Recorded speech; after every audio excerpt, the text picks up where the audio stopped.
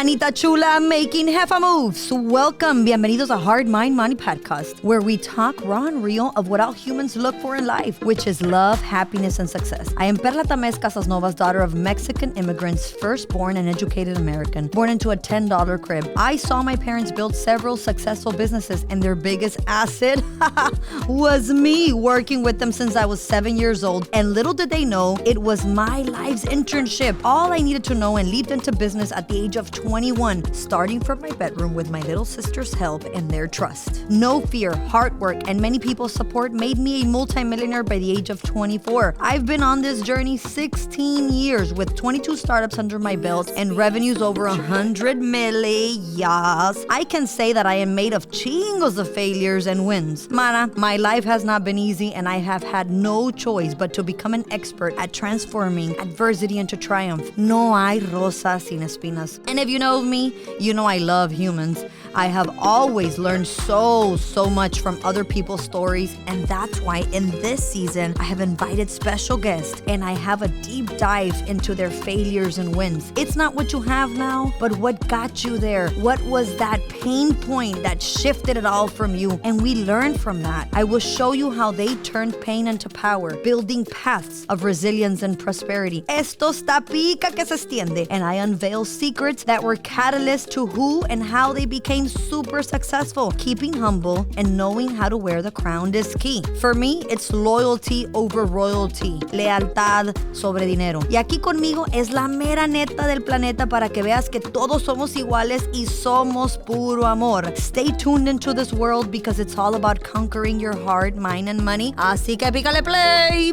Manas, welcome to season 2 of Hard Mind Money Podcast, where I get to interview and extract incredible secrets and tips for you that you're an entrepreneur or you're a stay-at-home mom, because that is the hardest job in this world. I can tell you that I'm 4 and I'm not a full-time. I have 4 children. I'm not a full-time mom. So today, it's all about getting to know the story behind the success and really being able to be vulnerable about your story. What is it that really matters? What is it that really shakes, this entrepreneur's heart? And today we have an incredible Latina from South Texas to the world, Leah Wise. Leah Wise, welcome. Thank you, Perla. Such an honor to be here. Just being in your presence and your energy just gets me motivated. And it reminds me why I started. You know what I mean? Yes. And probably why you started as well, because there's so much that Latinas are capable of. Yes. And a lot of times people, they underestimate us or they doubt 1000%. And so I love being around women like you because it reminds me why I do what I do. You do. And we need to, I want to sit with you when I'm 70, when we're 70, Yes. and many years down the line, and look back and say, oh my God, we cultivated thousands and hundreds of thousands of women that are super powerful, they're super energetic, and they share their story unapologetically. Because, Leah, did you know that Latinas is the fastest growing group of women opening businesses in the United States, but also the fastest group of women closing businesses? I did not know that. And I think that has to do with fear. Right. With doubt. Of course. With self-sabotage. Of course. With imposter syndrome. Of course. With lack of education. With lack of humility, which is huge. And lack of self-worth. So many things we can talk about. And so I am so excited that I get to say that you are a Latina that champions Latinas, that you are a super chingona attorney, that is an influencer on social media, that has a store, that has a law firm, and recently bought $1 million building. Let's cheers to that. Cheers. I love that. And you're going to make this a co-working space for women, right? And so I think that I want to know what drove Leah to this, right? Because you've gone very high in the range, but I want to know where little Leah started. As a little girl, how was your upbringing? Like, take me there. Take me there. You're 6-7 years old. Yeah. So I am from a tiny little town called Primera. otherwise known as Harlingen. It's basically Harlingen. I went to Harlingen High School, but I'm from a tiny neighborhood outside of Harlingen called Primera, and it's considered sort of like the wrong side of the tracks of Harlingen. You know what I mean? It's definitely like the lower income north side of Harlingen. So that's where I grew up. I grew up from a very modest family. My mom's a teacher. She is college educated. My dad is a business owner. He's been in the car business ever since he was a teenager. Oh, wow. So in Harlingen. In Harlingen. So the entrepreneurial spirit is alive inside of my family. Inside your family. Yes, because my grandfather started his car business when he was like in his 40s. My dad got involved with it. I'm not interested in that at all, but I did pick up on a lot of that like entrepreneurial, hard worker, like eat what you kill, make a difference in your community. So I saw that a lot in my dad. And so once I graduated from high school, I wanted to go to college, but of course my parents are very protective, very like Latino, Mexican culture. They didn't want me to move away. They didn't want me to move away. So they're like, okay, you can move away, but you cannot move outside of Texas. Even Dallas was too far for them. How many siblings? I'm one of two. However, I do have a younger cousin who I consider my little sister. Okay, that's beautiful. She has a very interesting story in itself, but my family, we pretty much, took her in, sort of raised her. So I consider us three. Okay. And so... And you're older or you're the middle? I'm the middle, yeah. You're the middle. So you're the sandwich. Sandwich, yeah. So I was the first in my family to move away for college. And so that was sort of a big deal. You know what I mean? Ceilings. Yeah. You're breaking ceilings. I was the first to move away for college. I moved to Austin. I went to UT. Mm-hmm. Ooh, I'm a Longhorn too. Oh, you are? I am. What? I have an year MBA did you UT Austin, 2016. So I did the EMBA in UT Austin. I was 27 years old. I haven't completed my certificate. I'm making it super public because I need to get my butt to it. I'm missing one elective. Okay. I did the whole program. I was missing one elective. Then I went into a very toxic, loving relationship. And so then life took a turn, but I'm here. But it didn't hold you back at all. No, of course not. It didn't hold me back at all. But happy to say we're Longhorn sisters. Yay. And then? So I, just being completely honest and vulnerable, I was so lost. I didn't know. I didn't have direction. I didn't know what to do. When you were in when Austin? I graduated from college. Yeah. Oh, when you graduated from college? Yeah. I didn't have a plan. How old were you? I was 22. I didn't have a plan. I was very much going through an identity crisis, Wow. And so I think people see me and they think she had it all planned out. And it's been this perfect series of events her whole life, right? Because people think that about a lot of successful people, but I was very lost. But lost in when you say, let's dig into that a little bit. So when you say you were lost in your identity, is because you were looking at yourself like somebody else that you were not, or what? I was suffering from imposter syndrome, self-doubt. I didn't know if I was good enough to get into grad school. I also just didn't know what I wanted to do. I also just didn't know. What was your bachelor's on, sorry? Again? Communication studies. Communication studies. So I was like, do I go into journalism? Do I go into, TV news? Do I go into PR? That would have been a good fit for you. So I had all these different things that I wanted to do, but I was also scared to do most of them because I was, as somebody from the border, I think that we tend to suffer from a lot of self-sabotage, self-limiting beliefs. 1,000%. And I don't know why. But let's dig in there. Yeah. Your parents are Hispanic heritage? Yes. Both of my parents are Latino. From what culture? Mexican, yes. Mexican, yes. But they were born in the U.S. Both of my parents were born in the U.S. and my grandparents were born in the U.S. You are third generation American. Yes. Ooh, how exciting. Okay, so then let's dig there because I'm a firstborn generation. My mother used to cross the river. So I was raised heavily with very Mexican conservative roots. But you, on the other side, you're already a third generation American. So your people were living in this capital country already for the last 70 years. Yeah, exactly. Because your grandparents right now, are they still alive? No. They've already deceased. But how old would they be now? 70s, They'd 80s? be in their 80s. So late 80s, 90s, So if they were born here, they've been here 90 years. Yeah, 90 years. So that's a long time, my friend. So Mexican heritage, both your parents? Both. Okay, both your parents, third generation, your mom college educated, your dad an entrepreneur, so yes. very high in the ropes of success to what the U.S. is, Right. with a capital country. You know, we get educated, we have a job, we have a business, etc. So where did your limiting beliefs come from, and what were they like? Because I don't know that I could tie them back to the very conservative Mexican ways. Yeah, no. Do you think it was very Harlingen-y thing or what? Well, within Harlingen, there's a lot of discrimination. It's a very heavily white community. I've heard of that. It is. It's a very heavily white community. So I think that I experienced racism and discrimination at a young age. Where you went to school, there was a lot of white people? Yes.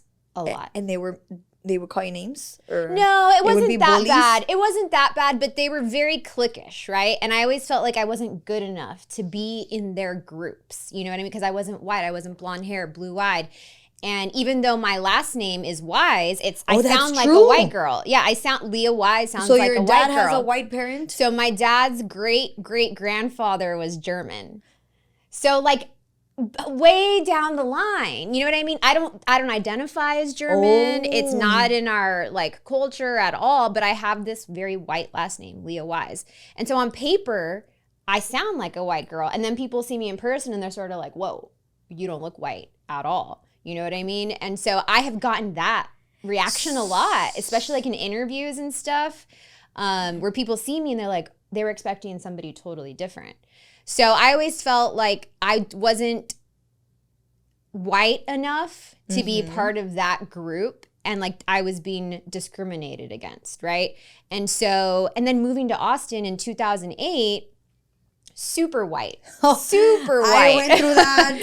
Super white. Was one out of two Mexicans in a class of predominantly white. Yeah. 60 people, MBA class, all with corporate executive, VPs and presidents of Fortune 500 companies. And here I am, like a little business entrepreneur from South Texas. Yeah. And I didn't grow up with, nice things. I didn't grow up with designer items. I didn't own my first designer purse until I was 28 years old. That I bought myself. With your own money. Cheers to that. Thank you. Because it's never too late. It's never too late. So let's go to, you were lost in your identity because it comes back to when you were in Harlingen, right? Yeah. That the people were very cliquish. Yes. And you had a white last name, but you had brown eyes, brown hair, black hair. It's like, where do I really belong? So tell me about your Hispanic Mexican cultura. Because since you're already a third generation, it kind of washes away a little bit, like the Spanish, the like religious traditions, I don't know, the food. Because I love that question. You're like in a transition. I feel almost like, the DNA strand. like it's changing. You're in the core of the evolution, right? And where do you take that? I love that you asked that, because that was a big part of my identity crisis, because I was like, okay, well, my grandparents, obviously their first language was Spanish, but they were taught to be ashamed. And not speak Spanish. So they would speak English. So they learned English and they spoke with an accent, very heavy accent. And when they had my parents, like both of my parents, separate families, obviously, but they were like, we don't want you to speak English with an accent. So we're going to try and speak mostly English at home. Of course, my parents ended up fully bilingual, but they still have an accent. Like I still like when they speak English, you can still tell that they're from the valley. But imagine that you're growing up and society has put boundaries on people as to not acknowledge your language. Yep. They would get in trouble for speaking Spanish. I've heard of that. My grandparents. Here in schools in South Texas, you would get put in timeout if you spoke Spanish. Yeah. My grandparents would get punished for speaking Spanish. And they told my parents, we don't want you to speak English with an accent because you're going to get made fun of, especially in Harlingen. Here, I feel like it's fine. Everybody accepts, Mexican culture, bilingualism. And your Spanglish. That's our language in the border town. But imagine, Leah, how deep it is that your parents, they were 7, 8, 10 years old, and it's like, this is our language, but you can't talk this language. So this is your language too, but you can't talk about it. So imagine what was already registering in their subconscious, right? To start hushing shaming their cultura. Yes. And then you're born, your mom finds her way, she goes to the university, your dad's an entrepreneur. So Spanish to you was probably not existent for a while.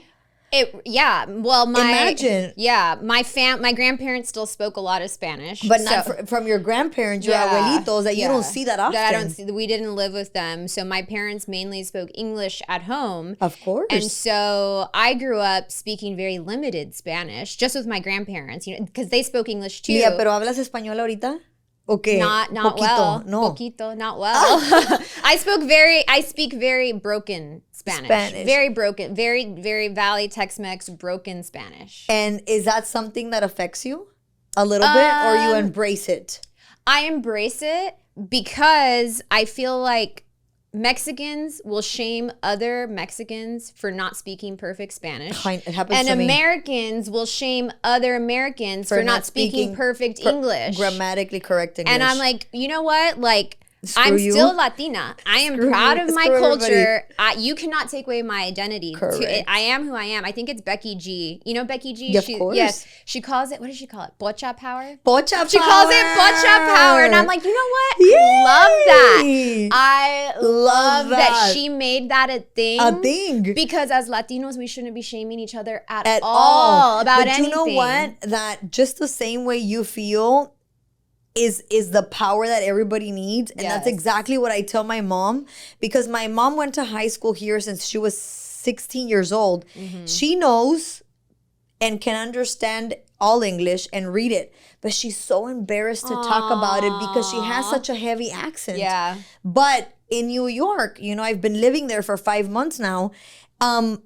Everybody has an accent. Like if you have an accent in English or Spanish or Portuguese or German, whatever, it's like you don't belong in New York, right? So I think it's like the culture of where we grow up and what we embrace, what we allow, and what as a culture you start shaming on others, right? Entonces, this podcast, and when I talk, Giselle wants to pass a law of Spanglish. Porque, o sea, hablar de las dos cosas, ¿por qué no? Es un lenguaje de los latinos. Yeah. You know English and you live in America, so you speak Spanish. I'm sorry, you're Latino, you speak Spanish, and you live in America, so you speak English, right? Mm-hmm. And why not? So I'm glad that you embrace that Pocha power like Becky G. Cheers to that. I love that about Becky G. And so a lot of my clients don't speak English. So of course I have to be able to communicate with them in Spanish. Is my Spanish perfect? Not at all. Do I fret about it and stress about it? I try not to, because I'm making an effort. You know what I mean? I'm trying. Like I But practice. I'm sure you understand everything. Oh, I understand it's pretty just much everything. It's just the speaking that I get tripped up with my words. Yeah. So, but I've learned to embrace it, and I don't really stress about it. That's good. I go to Mexico often. I don't have any issues, communicating. Obviously, they can tell that that I'm not a native Spanish speaker, but I mean, I'm able to communicate just fine. So I don't really stress about it. I'm sure my grandparents would be very ashamed, though. Like ashamed, but also they sort of did this because they allowed it. They allowed it, but it's because they were ashamed. In those times. Yeah. But imagine in those times. So when we go back and it's like you realize that there was a shift in your life, that if they would have fought for it and then they would have taught it to your parents, you would speak perfect Spanish. That's an example in language. But that same situation happens in limiting beliefs related to money, related to success, related to how you speak of your failures, right? Like, no platiques. Or, people are very envious. Don't share. Or if you're super successful, don't share porque te van a mandar envidia y se te va a acabar todo. It's like, are you kidding me? I don't believe any of that. I agree. Like, all that is just a bunch of BS. Yeah. But a lot of people lose themselves in those tracks because of imposter syndrome. And I think that if imposter syndrome exists, it's because you as a person allow it in. Right. Right? Mm-hmm. And so when you were dealing with the issues of finding your identity, what was the shift that said, this is Leah, this is what I want, this is who I am, and I'm going to be unapologetically Leah Wise? Oh, I love that question. I would say when I was like 24, 25 is when I was like, you know what? I graduated from a top university, just like all of these Which white. one? Well, UT. Oh, It's UT. a great university. Yes, I'm sorry, Yeah. but you did your master's there, your JD. No, I did my JD at St. Mary's. Okay, but okay, I didn't okay. graduate from law school until I was 26. Okay. Yeah. So you in were between- embracing UT Austin, Yes. of course, And I was top like, you renowned know, university. I would be sort of ashamed because I didn't go to private school. I hadn't traveled the world.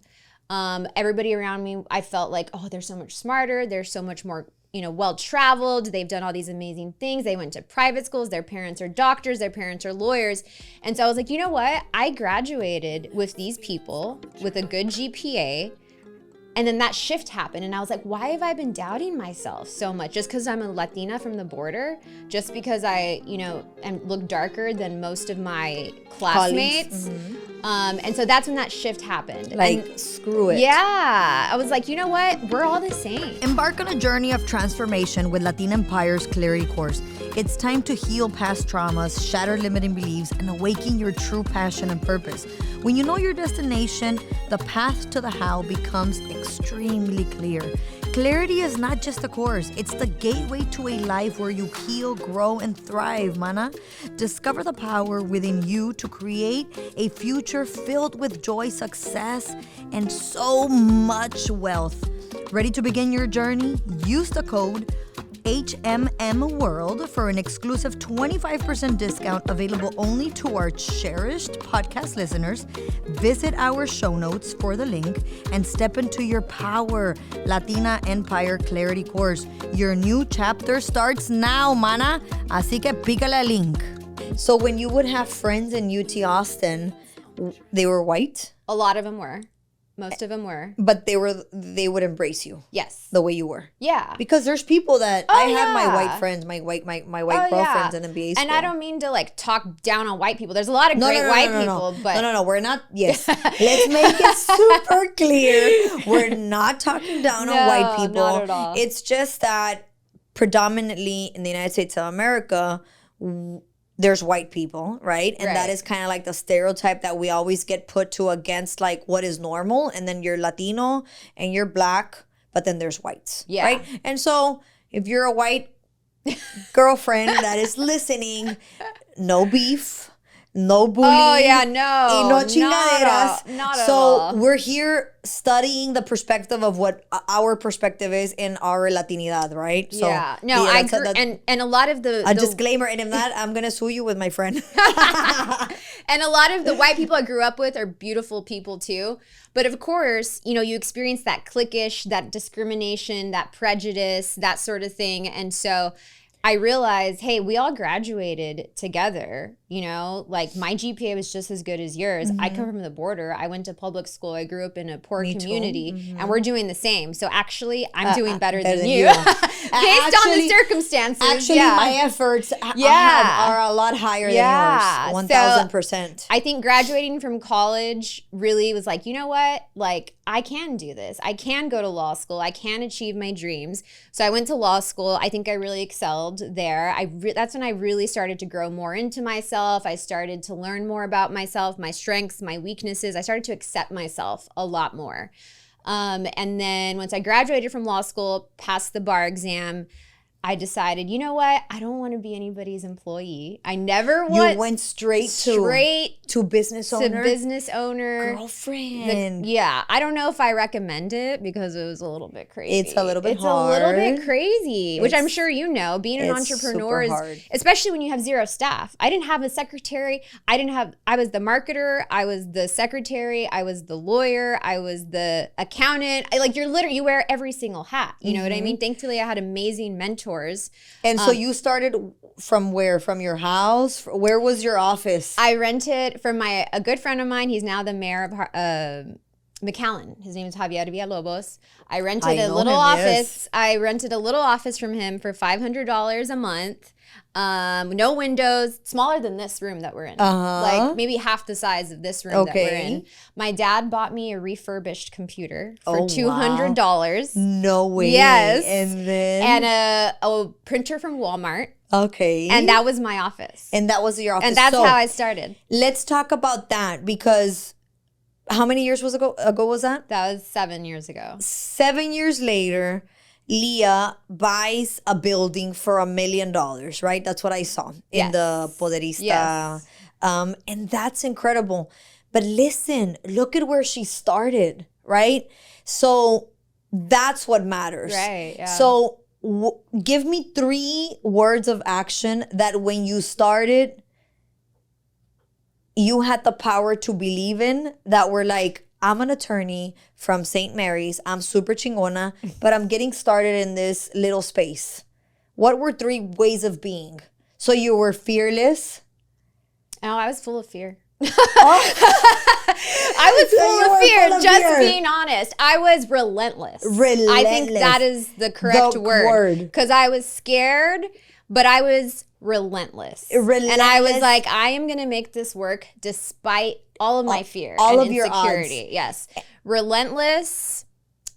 I would say humble. You know, Humble I is a wasn't big too one. proud to take on certain cases, court appointments, people who've been charged of crimes but can't afford a lawyer.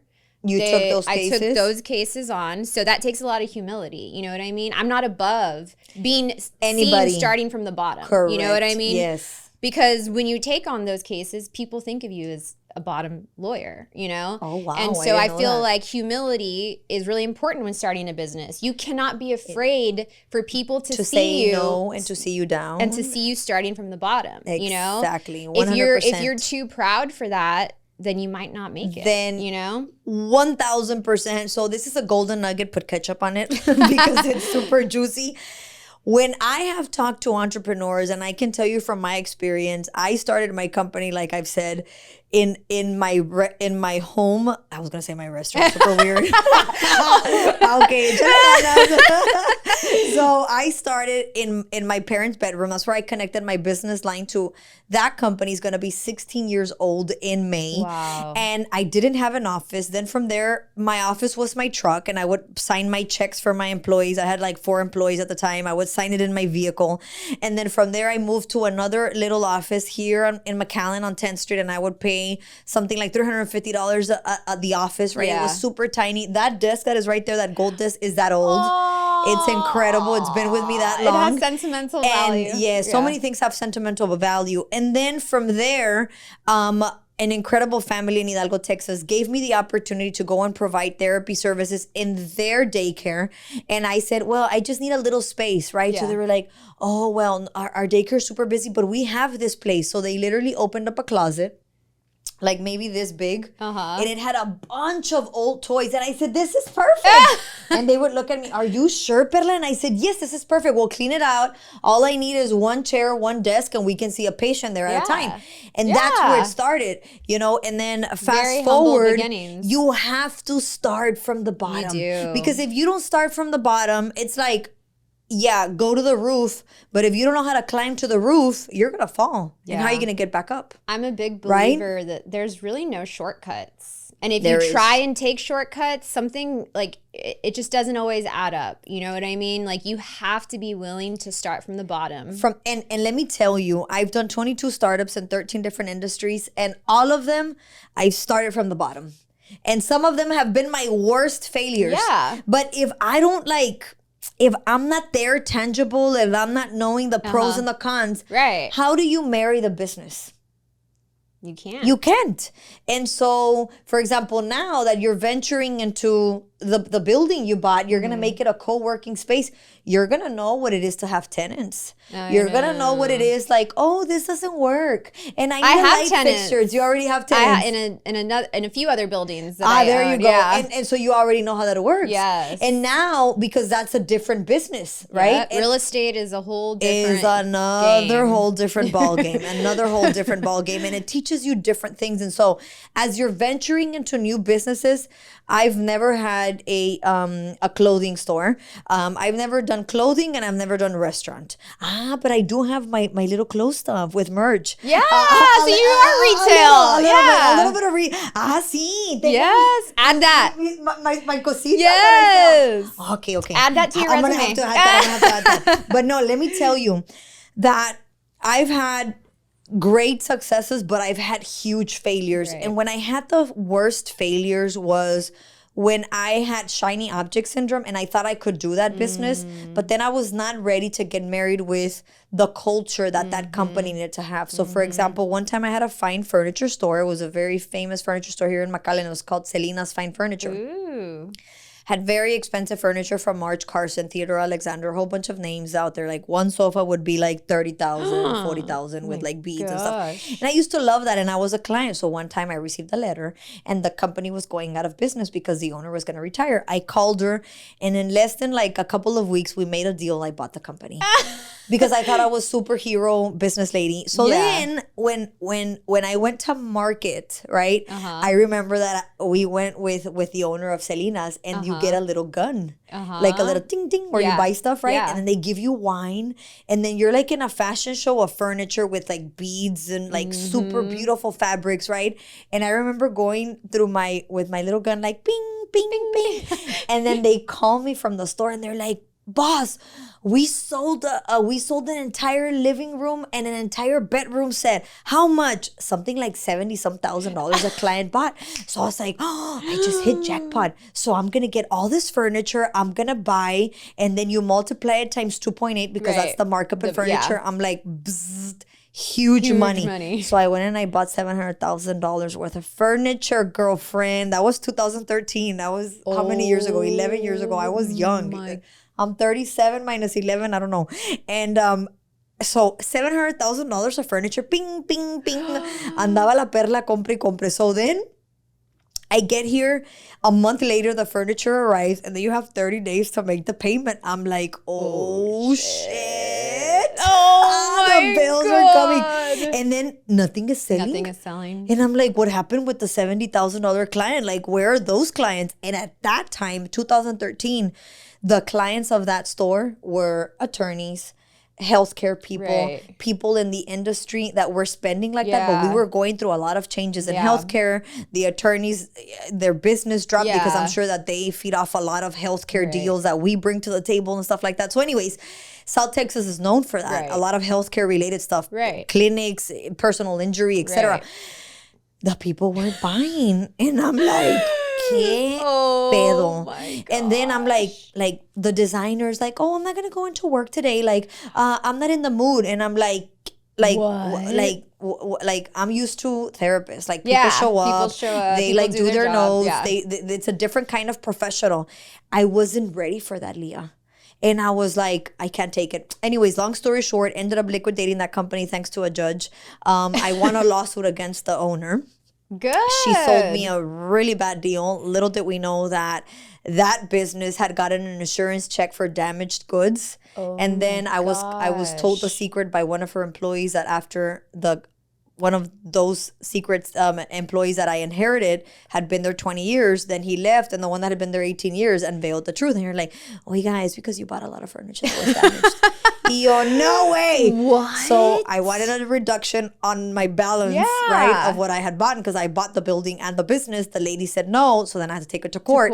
The judge that had the case had bought me a bunch of the damaged furniture. Huge deal. The $700,000 I had to end up paying them. I ended up liquidating the business at 3 years. Thank God that she did that fraud to me and I could get out of the business because I was not married to it. So anyways, what I was going to is you as an entrepreneur, you have to get married to the good and the bad, right? So from your experience, you went from finding your true self, small town Harlingen, finding your true self, you become a super badass attorney. You start with humble beginnings, right? Leah starts getting cases maybe that nobody wanted, but I'm sure that taught you a lot of things. And then when did the other babies come? Like when did the other businesses come about?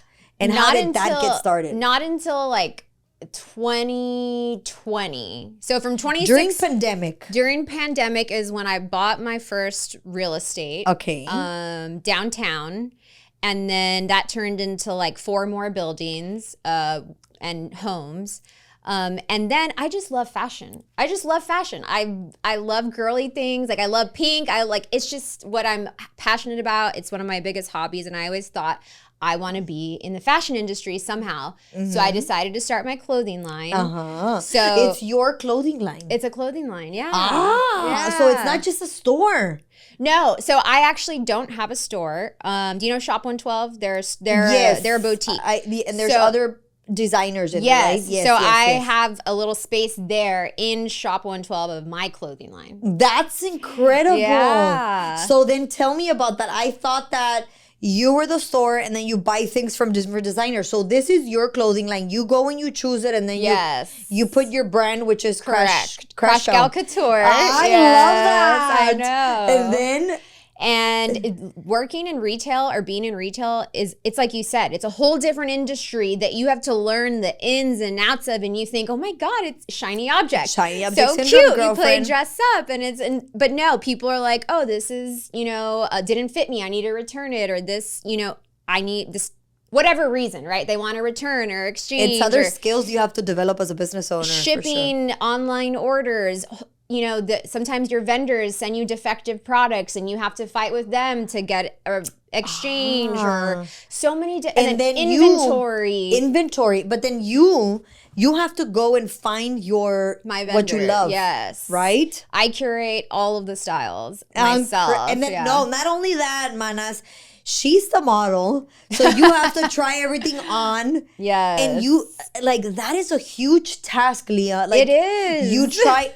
Mamita, I don't do social media a lot, which my team is always telling me you need to do more. It's a lot of work, Leah. It's a full-time job. And so I agree. It's a full-time job, and you are the business. You're the face. Yeah. And you're the face of your law firm. And you're the face of the Crash line. Imagínate. Yes. So how do you balance family, life, husband, employees, business? I don't have kids. That's my secret, guys. That's my secret. That is the number one entrepreneurial secret for me, is I don't have kids, because like you said, being a mom is the hardest job. It's a super hard job. I can't think of anything harder than being a mom. So the fact that I don't have kids, and my husband is amazing, super supportive. Behind an incredible woman, ladies, is a great man. Yes. Especially if you're married. Oh, you have to have that man that lets you fly. Be you. And lets you be you. And so how do you conquer that man? How did you call that man? Discover the Mana Lounge in the Hard Mind Money world, your exclusive gateway to empowerment and connection. A free global membership where women unite to empower and be empowered, crafting a sanctuary for growth and support. In this vibrant virtual manahood, dive into courses and resources dedicated to healing hearts, challenging minds, and uplifting your financial well-being. We all deserve to be super, super ricototas. The Mana Lounge is more than a community. It's a movement fostering self-discovery and skill development to help you shine in life.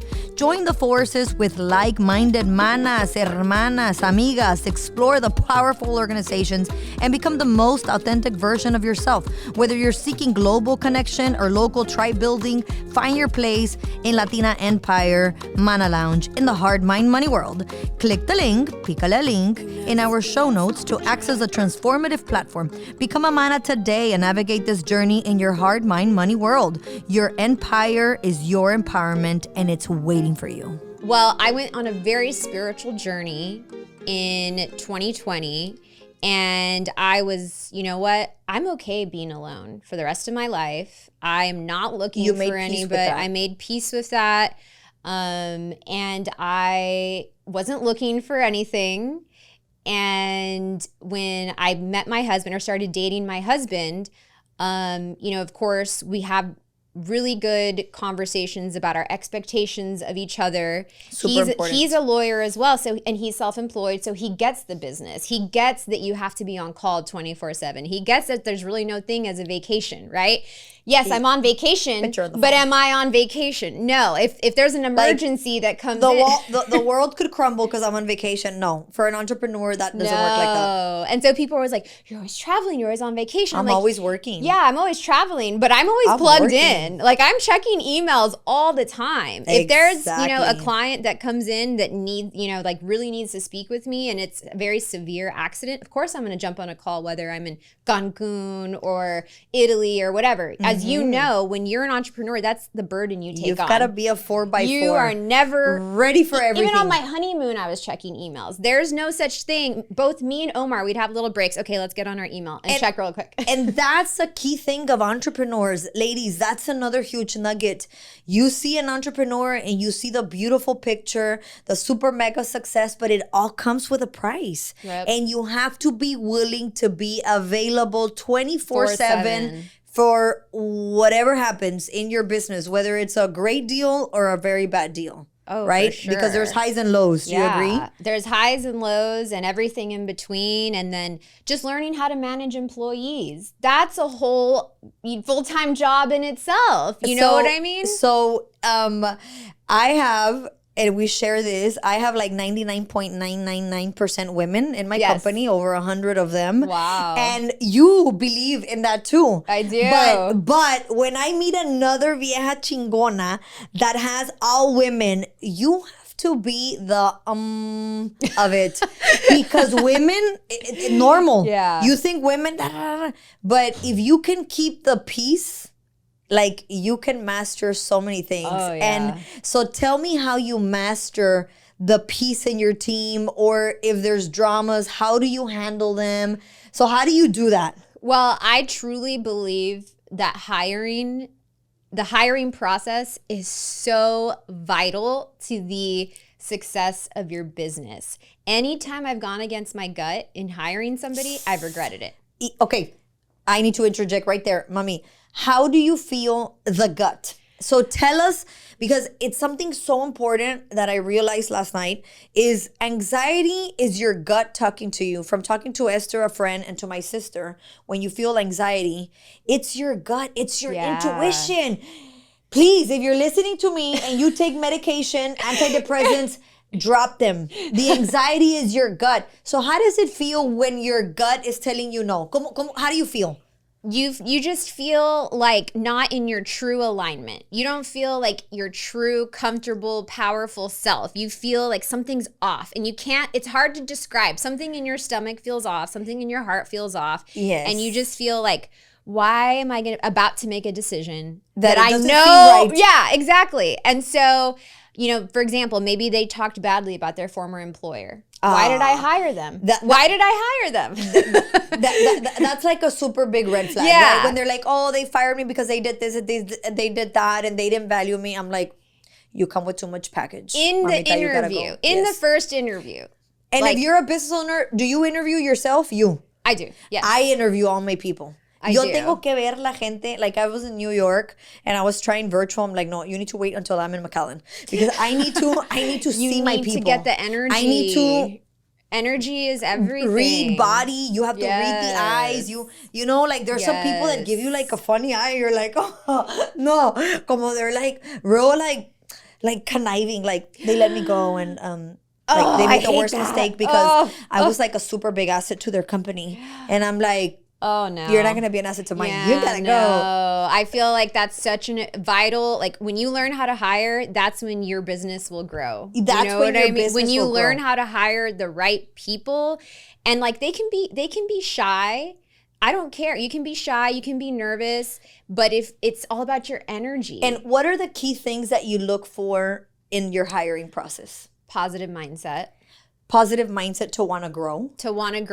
Positive mindset, like their energy is just telling me that they smile a lot. Mm-hmm. They genuinely want to see people succeed. They believe in your business mission. Mm-hmm. You can tell that they have a strong work ethic because they're just so eager. And they have to go in line with your company culture. Exactly. Right? And so are you constantly at work with them, or You're in and out a lot. I'm in and out a lot. You're in and out a lot. So Yes. what are the things that you can share with our manas what has given you the ability to delegate? Because that's something I'm sure you do for sure. That's really hard to do, especially for people who like are very control freak and they want to control the outcome of everything. It is so hard to delegate, but I feel like once you place that trust in them and you empower them and you give them ownership of their work, they flourish too. Exactly. And it helps them grow into their role. And so when now if I'm not there, the office runs whether I'm there or not. Exactly. And it runs the way I want it to run. Correct. I have an amazing office manager. I have an amazing operations manager. I have an amazing marketing manager. And so those heads of department really make sure that the wheels are moving whether I'm there or not. Because if there's an emergency, the businesses have need to to run. learn to resolve it. Exactly. Incredible, Leah. And I think that, as I interview entrepreneurs, that is a key factor in the success of entrepreneurs. Delegating. You have to learn to delegate. And to learn to delegate, you have to release control. Oh, yeah. And to release control, you got to control the ego.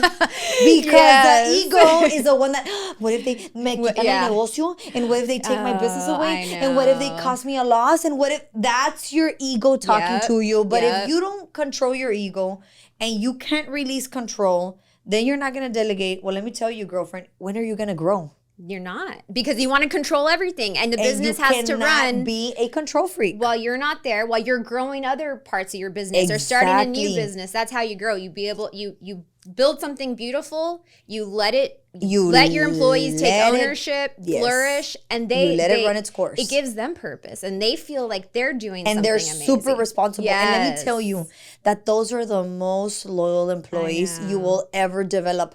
So Leah, what happens when one of those makes a mistake and it costs you money? Because I know that's happened. I know. Oh, it happens. And how do you take that? I have this. I have never yelled at one of my employees. That's never. Key, girlfriend. You're from my gente. I tell them I am nobody. If I don't yell at nobody can yell at each other. Yeah. So that's incredible. I've never in my entire career as a lawyer yelled at an employee. And what gave you that lesson? Because that's huge. Because I hate being yelled at. Okay. I've been yelled at in jobs. I've been belittled in jobs. And that doesn't help the person learn. No. It makes them, their tail is in between their legs and they just want to curl up and they just don't want to do anything. I feel like positive reinforcement, empowering your employees, letting them take ownership, and when they make mistakes, yes, you bring it to their attention, but you do it in a way where you're respecting them. And when you're using the case of a loss to learn, so that they don't do it again. And then you're empowering them with more resources, with more skills. And next time it happens, it's not going to be that bad. Right. Or they're going to have the ability to rescue the situation. Right. Yeah. So I give them room I don't want to say I give them room to make mistakes, but I give them grace when they make mistakes. And I say, you know what? You came to me as soon as this mistake happened, and I'm appreciative of that. You didn't try and hide it from me. You didn't try and lie about it. Yes, we're losing money, but you're not going to make this mistake again, are you? And they're like, no, I'm not. And then the sense of loyalty that you're developing, that loyalty is like you just invested in that loyalty. Because that loyalty you can't buy and you can't fake it and you can't create it. It happens with the mix of cocktails of emotions, of issues that happen. And so when you gain experience from that, I tell my people, there was a point in time in 2015 when we lost a case to the state of Texas.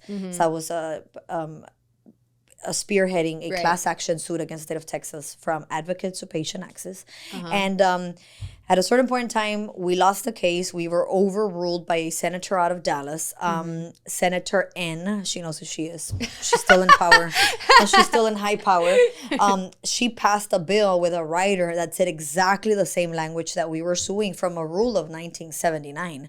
So we get called back into court and they say, now this bill that is signed by the governor in 2013 legislative session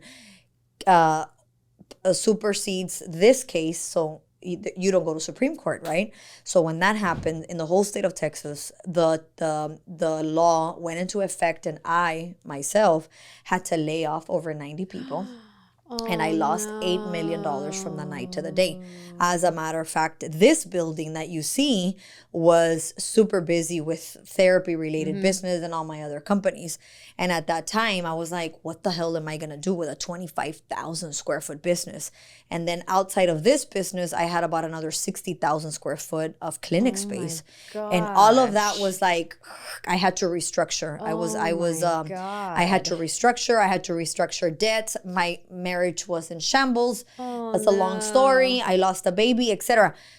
But I remember when there was a time, Leah, where we were going from managed healthcare, from Medicaid to managed healthcare in that particular business. And the cash flows, instead of paying us every 7 days, they were going to start paying us every 30 to 45 days. So then after losing $8 million from the night to the day, because it's like, oh, you have all these clients. Okay, no more. They can't come to therapy. Their parents can't bring them. You can't provide transportation. And if the mom is not going to be at the clinic, you can't see them. Oh, shit, what do you do? So I remember that there was a time where I could not afford to pay employees because I took a long time after the lawsuit that we had to initiate the 90 people and had to lay them off. It took me like 5 weeks to lay off the people. So I kept on paying them without producing money. And then to restructure, imagine $8 million of losses. You have to be investing and investing and investing. Oh my gosh. So it came a point like 6 months after the whole effect that we were like on our cash flows, like super dry. And I would tell the employees, listen, guys, you can either stop working now and seeing the patients getting paid. I have invested everything and more, and I can't. And you can either keep on working, and as soon as the money comes, I'm going to give it to you. Yeah. And you know what my people did? Like, till this day, like those people, we've been together for 16 years. They were like, boss, don't worry. I'm like, I'm going to add $25 on your check, and I'm going to add $25 on your check. And my people were there with me through thick and thin. Oh, that's beautiful. And people are... That is loyalty. That's loyalty. But that came because they knew that I fought for our entire industry in the state of Texas. Yeah. Right? And so other business owners were like, Perla, like, how are you making payroll? I'm like, I'm not. Well, what's going on with the people? They're waiting. Yeah. What do you mean they're waiting? If their payroll was due on Friday, I'm not giving them their check till like the next Thursday or Friday. How did you do that? And I'm like, that's loyalty. That's Mi loyalty. gente sabe, my people know that I put it all on the table for them. And I've lost millions of dollars of my personal cash, all my savings. There was a point where I had my last $100. My last $100, Leah, after having Lamborghinis, cars, you name it, my house, this building, all of my assets. I was asset rich, cash flow poor. La Birkin no traía dinero.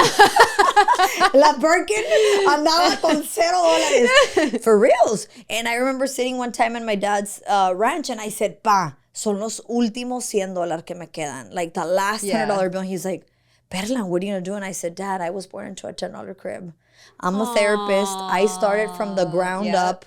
I will do it again, and I will fight because I know that children deserve therapy. Yeah. And we're going to get back there. And so imagine, it's been 9 years after that, and we're still here, and we're the largest providers in this area for therapy. But if it wouldn't have been for my people, Leah, I would have been buried in the cemetery by now. So, well, that says a lot about you, that they were loyal to you, even in the face of not getting paid. Imagine, because and having to go and tell the husband or the wife, no paycheck. No, I mean, a lot of people wouldn't do that. But when they have the right boss and they see that their boss is passionate, that they care, that they will put it all on the line for them, that breeds loyalty. That breeds loyalty. And that's exactly what you have in your team. So congratulations, because as you grow now into different industries and many other companies to come, I'm sure, because you're super young. You've got many more babies to develop. That's what I call the company's babies. Babies, they literally are. Some of my babies haven't made it, but a lot of them are still here. And so here we are. And so, Leah, when you became that you can say the title, OMG, I'm a multi-millionaire, or I'm a millionaire, like, how did you feel? It's a surreal moment. As I'm sure you know, having $100, left, in the same way, as a lawyer, as a licensed lawyer, just to have lunch, I would look at my bank account. Okay, this is how much I can spend on lunch today because I still need to pay my rent. You know what I mean? So to go from like doing math in your head to buy lunch to then being a millionaire, it's such a surreal moment. And you realize that all of the hardship that you've been through is worth it, not because of the money, but because you cultivated this. You grew it from the ground up. You believed in yourself. You sat in I used to sit in my car at the courthouse and cry before court because I didn't know what I was doing. That was fear. Because I was scared and I was like, what am I doing? I just need to get a job. I don't have any experience, and I would cry, and then I'd pep myself up. Vamos, let's get together. Let's go into the courthouse. You had your cry. Let's go. Would you call somebody to give you a pep? Rarely. I'm super nervous. What do I do? Rarely. Usually, if I called anybody, it was usually my dad, because my dad is he's my biggest cheerleader. He's my coach. He kind of gets me because we both have that entrepreneurial spirit. My mom doesn't really understand that sort of thing. She's a teacher. She's a beautiful person. But my dad was sort of like, I get it. I get understand, it. Leah. I know what it's like. And so he was usually the person that I could call for those things. But when you reach that level of success where, that level of money success. Because I'm sure that you've surpassed your mom and dad's financial acumen. Yeah. And have you surpassed other people in your family's acumen? Like, for example, like tios and tias. I don't think anybody in my family has ever been a millionaire. So you I broke think I'm a ceiling. probably the first. So I never realized that. First generation millionaire. Absolutely. Yeah. And, okay, so is your goal to make your children's millionaires? If you have children. If I have children, I think my main goal for them is for them to be happy. Yes. As yes, cliche and stupid as that sounds. No. It is true. Even Happiness. if they want to be in a nonprofit and live paycheck to paycheck, if they go to sleep happy at night, that's what I want for them. Beautiful. I think that my husband and I will have enough generational wealth to where they'll have plenty to live off of. Yes. But I mostly just want them to feel fulfilled. And so, Leah, imagine, that's beautiful, but just thinking about you broke a ceiling, and you've been breaking many ceilings. How do you see yourself when you talk about ambitions? Like, do you have the ability to sit with groups of friends and be like, I want to be a multi-billionaire, I want to be a billionaire?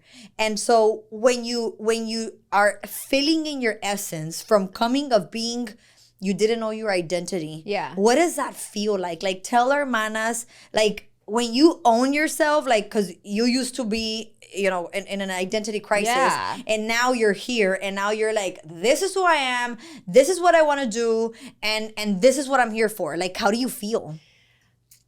I mean, other than amazing, it makes me feel a whole lot of different range of emotions. It makes me feel proud. It makes me feel like my parents and my grandparents and my tias and my tios, that they all, they suffered, and they gave me so many opportunities and resources to get here. And so I feel gratitude. I feel thankful. It makes me want to help other Latinas, because I know that there's so many. Sharing your story. Yeah, sharing my story, empowering them with information that I didn't have growing up. I didn't know a single female lawyer growing up. So I didn't have anybody to look up to, like, I couldn't say, oh, that's the lawyer that I want to be, because I didn't know one. And so I want them to see somebody like me or somebody like you and be like, oh, there's Latinas who have made it. That's who I want to be like, because I think that we all need to have mentors and experts to look up to. And then, of course, the coach that believes in you like nobody else will believe in you.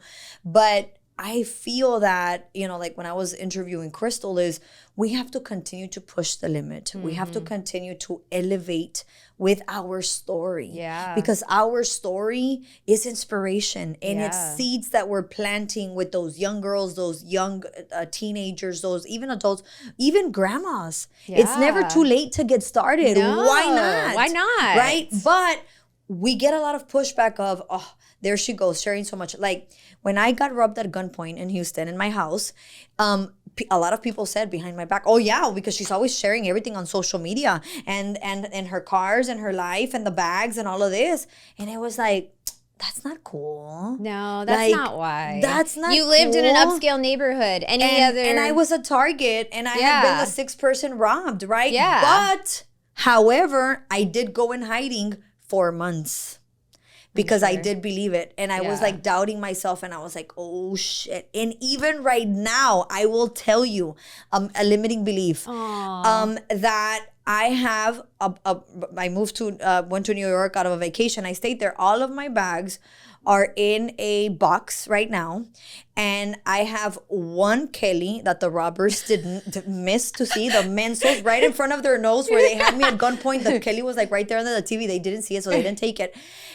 But I haven't been able like to go and say like, another bag, right? Yeah. And then I got another baby Birkin, and it's like, la saqué a pasear, y luego como que ya no, porque me da miedo. Really? Right? Yeah. And so I realized that I need to be, you know, proud again. Yeah. Of not because I went through a suffering, like, I'm going to condone myself for the rest of my life. No. Right? No. And so how do you, you know, embrace those things? Or when you're sharing your story, like Cristal was saying, Perla, I used to share a lot about my success and how I got here, but people were bashing me. What were they bashing her for? Like, oh, you think you're super chingona? Like, you know, you think that, you know, I truly they write you like a troll, or write you like a long story, and it's like, we put each other down. Yeah. And that's not right. But the right? thing is that nobody in a healthy mentality puts people down. That's they just don't. correct. They just don't. That's correct. I don't put people down because I'm happy. I love my life. I'm doing great. I want to lift people up. And you want to share. What I mean? And I want to share. And not because she's sharing. Like, I hired Ryan Serhan. You know Ryan Serhan?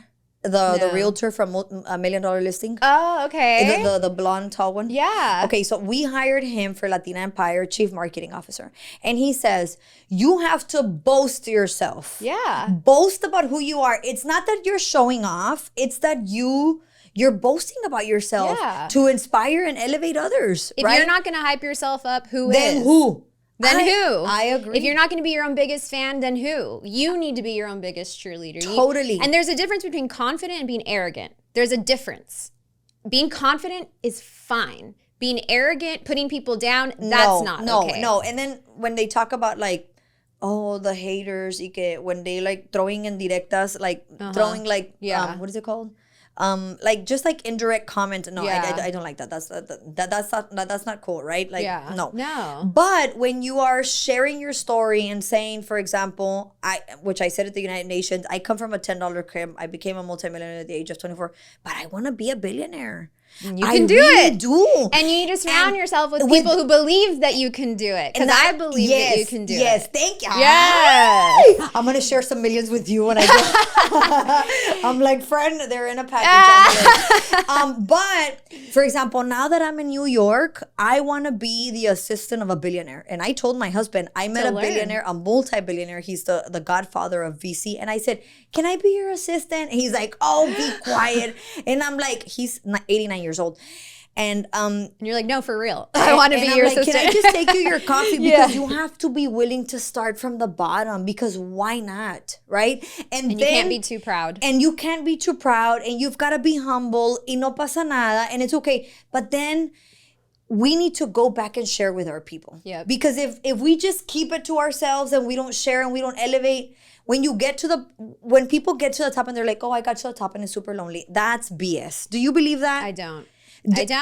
Because, right, there's like a lot of people that love you and that you love and that you can share and talk about everything that you want together. I only surround myself with people who believe in my delusional dreams. That's beautiful. If you don't believe in me, then you're not part of my circle. 1,000%. If I say I want to be a billionaire and they're not, and if they're not happy, and if they're not happy, then why do you need to be in my circle? So, Leah, give us advice. How do you place boundaries and like cut them off? It's hard. It's really difficult, especially because sometimes you have to cut off your own family. Oh. Sometimes your own family. You hit a big note. Yeah. So how did you do that? How do you do that? Well, I have had to cut off a very close family member of mine because I felt like anytime something good was happening in my life, they weren't like, cheering. And anytime you could see them like, Exactly. Anytime something bad was happening in my life, they were there for me. They were always there for me because they wanted to hear more about it. But when it was good, they weren't cheering. And you have to pay attention. You have to pay attention to that. And people... Ojo, amigas. You have to pay attention. And so I just, I stated my boundaries and I said, you know what? I'm not ready to repair our relationship right now. I will let you know when I'm ready. Wow. That takes some serious balls. It does. Because imagine when it's family, te duele. And you get nervous and you're sending the text and you're like shaking and you're like, what am I doing? And it's like it's a breakup. You know what I mean? It's a breakup. But you have to be able mourn to do a breakup. You do. You have to mourn friend breakups. But do you feel better? Yeah. Without the people? Oh yeah. And it also happens in the business. I'm sure when you have to like weed out the cookie that was great, but then like turned crumbled or the bad apple. Yes. You have to learn to. You gotta go. Yeah. You gotta go. I recently had to let go of a person, and wow, I made like a couple hundreds of thousands back. Like wow. In a span, and I was like, oh my God, I've been losing money. That energy, Leah. It's a huge deal. It's a huge deal. OMG. Well, they're telling us we've got to wrap it up. I think we're close to an hour. Good times.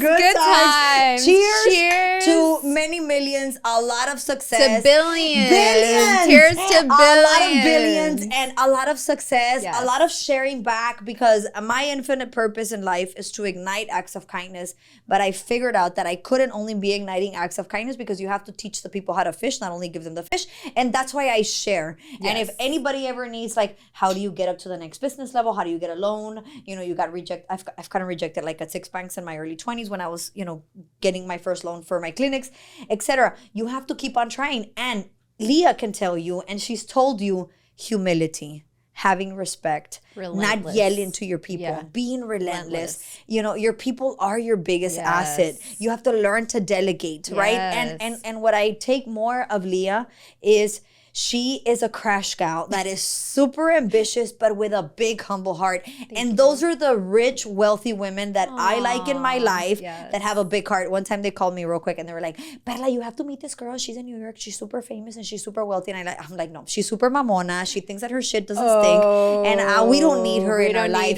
And so surround yourself with big, rich, wealthy women that you admire or that you're like, but that are ready to share with the heart to inspire you to be better, because if not you, then who? If not now, then when? Yeah. Right? Yeah, so exactly. Close us off, Leah, with 3 big nuggets of success. Okay. Tell us more. Just that last dig. 3 big nuggets of success. Clean up your circle. If they don't want you to be a billionaire, cut them out. Cut them out today. Yes. Marry the right person. That's huge.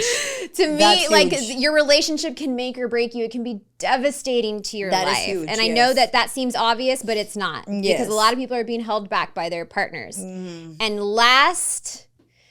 That was a big one. And last, and what I think is the most important, be your biggest cheerleader. Be your biggest cheerleader.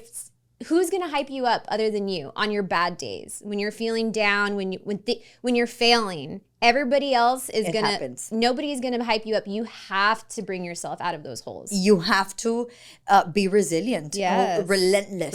You have to be relentless for yourself. So ladies, where can we find you, my friend? You can find me on Instagram @CrashGal and on TikTok @CrashGal. Follow Leah Wise. She's doing incredible things. All Latinas that are out there, all ages, find the person that you believe in. Find that person that inspires you to keep on pushing when you're having a bad day or when you're having a great day. And share. Be vulnerable with your story. Embrace your familia. Embrace your roots. And just be real and raw, because your story is not only for you to keep. Your story is to share and to inspire others to be better, because one better person at a time will make a big, big loving humanity. And right now, when we're living in the emotional crisis war, We need it. We need Exactly. people that love, people that serve. God put us on this planet to love and serve others. And when you serve and when you help, when you give, right? That's serving others. And that will fill your bucket like you have no idea. You can't pay for that. You have to do it. So ladies, thank you so much. Again, thank you. Hard Mind Money Podcast, manas. Gracias. Perla Tamez Casasnovas. Mwah! A big kiss. Throw my girls a big kiss. Thank you guys so much. Thank you. Woo!